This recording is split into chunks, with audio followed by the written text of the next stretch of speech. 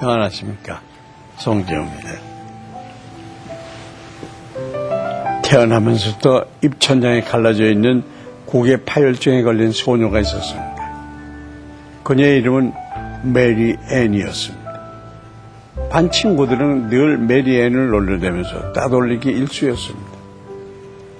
그러던 어느 날 학교에서 청각 테스트를 하게 됐습니다. 한 사람씩 앞으로 나가서 선생님이 귀에 속삭이는 말을 정확히 대답하는 것이었습니다. 드디어 메리 앤의 차례가 됐습니다. 선생님은 그녀의 귀에 이렇게 속삭이셨습니다. 메리 앤, 나는 네가 내 딸이었으면 좋겠어. 그 말을 들은 메리 앤은 감동의 눈물을 흘리고 말았습니다.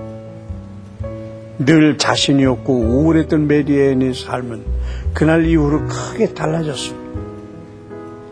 사랑이 담긴 말이 그녀의 삶을 변화시킨 것입니다.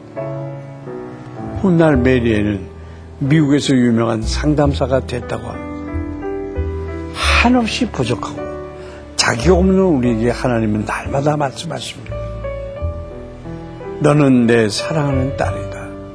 내가 기뻐하는 아들이다. 그 사랑의 음성에 오늘도 깨어있는 여러분 되시길 바라면서 말씀 함께 묵상해 보도록 하십시다.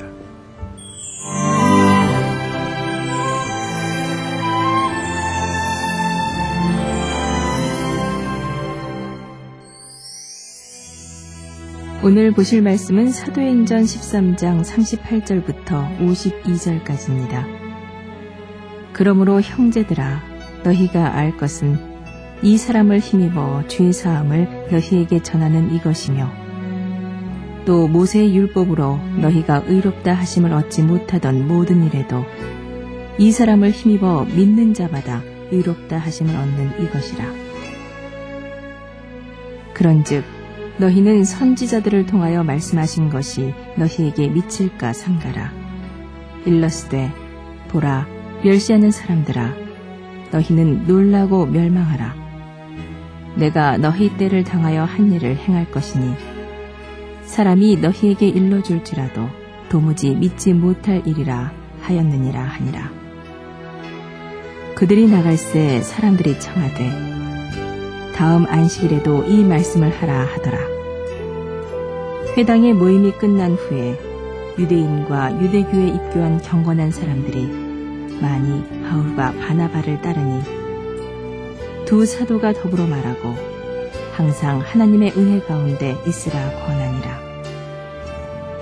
그 다음 안식일에는 온 시민이 거의 다 하나님의 말씀을 듣고자 하여 모이니 유대인들이 그 무리를 보고 시기가 가득하여 바울이 말한 것을 반박하고 비방하거늘 바울과 바나바가 담대히 말하여 이르되 하나님의 말씀을 마땅히 먼저 너희에게 전할 것이로되 너희가 그것을 버리고 영생을 얻기에 합당하지 않은 자로 자처하기로 우리가 이방인에게로 향하노라. 주께서 이같이 우리에게 명하시되 내가 너를 이방의 빛으로 삼아 너로 땅끝까지 구원하게 하리라 하셨느니라 하니 이방인들이 듣고 기뻐하여 하나님의 말씀을 찬송하며 영생을 주시기로 작정된 자는 다 믿더라. 주의 말씀이 그 지방에 두루 퍼지니라. 이에 유대인들이 경건한 귀부인들과 그 신의 유력자들을 선동하여 바울과 바나바를 박해하게 하여 그 지역에서 쫓아내니 두 사람이 그들을 향하여 발에 티끌을 떨어버리고 이고니온으로 가거늘 제자들은 기쁨과 성령이 충만하니라. 바울은 회당에서 예수의 이름으로 죄를 사하는 것과 의롭다 하심을 얻는 진리를 전하고 있습니다. 바울은 율법으로는 결코 아무도 의로움에 이를 수 없지만 예수님의 이름으로는 누구든지 의롭다 하심을 얻을 수 있음을 극명하게 대비시키고 있습니다.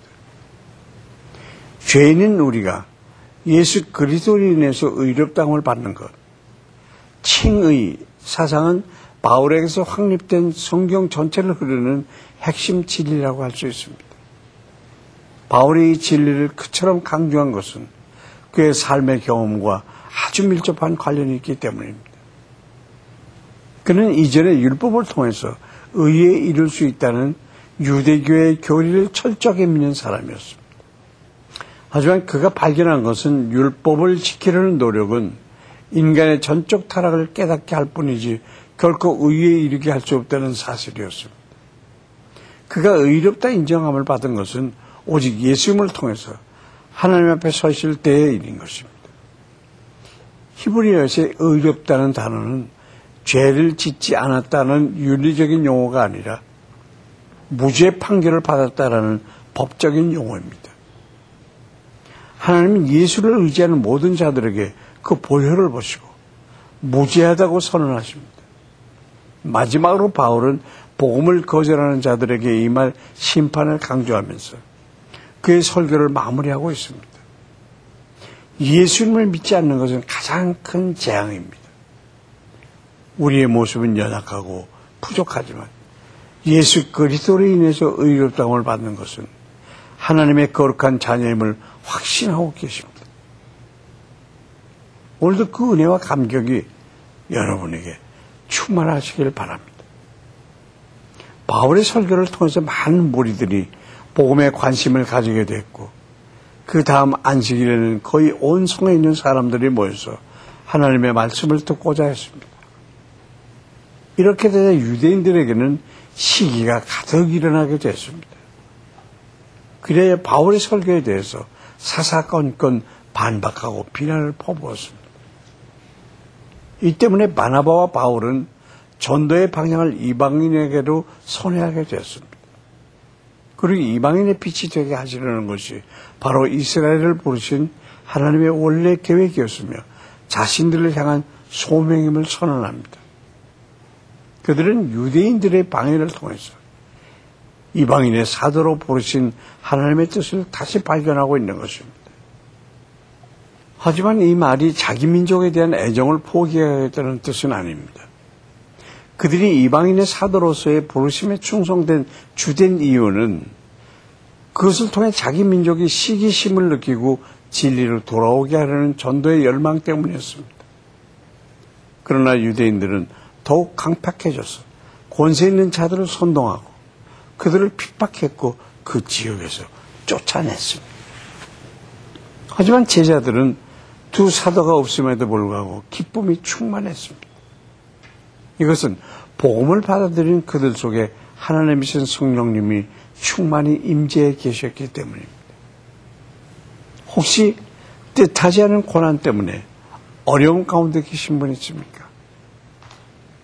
오늘 바울의 얘기처럼 그것은 어쩌면 나로 하여금 소명의 길을 가게 하기 위한 주님의 섭리가 아닌지 다시 한번 기도해 보실 수 있길 바랍니다.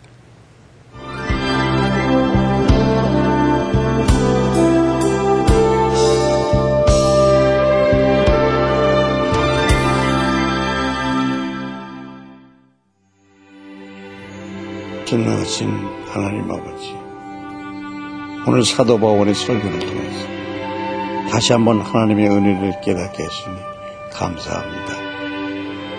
저희는 율법으로 구원받을 수 없지만 예수 그리스도의 죽으심으로 말미암아 하나님의 의로운 자녀가 되었습니다. 그 은혜와 사랑을 가슴 깊이 새긴 우리가 되도록 도와주시옵소서. 하나님이 의롭다 하시니 우리는 의로운 자들입니다. 이제는 율법이 아니라 하나님의 사랑의 법으로 우리를 다스려 주시고 생명의 사랑의 길로 인도하여 주시옵소서. 오늘도 나의 삶 가운데 주님의 사랑이 흐르게 하여 주시옵소서. 예수 그리스도의 이름으로 기도합니다. 아멘.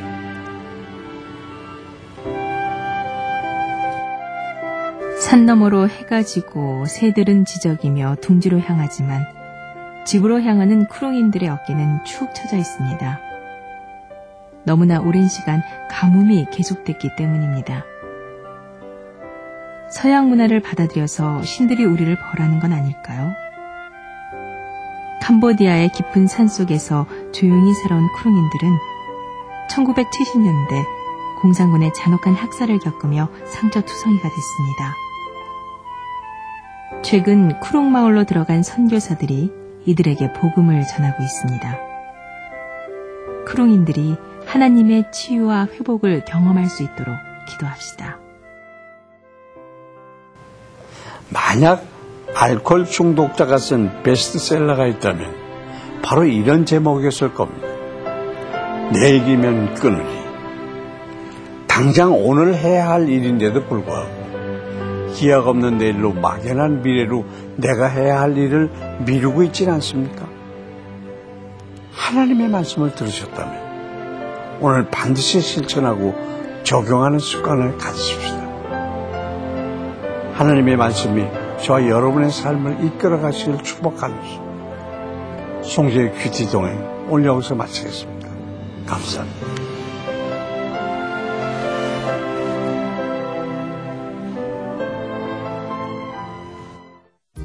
이 프로그램에는 GTM에서 큐티 교재 GT를, 책으로 만나는 성지 순례 답사기 바이블 루트를, 리브가에서 마늘 참치를, 수아영에서 기초 화장품을 협찬해 주셨습니다.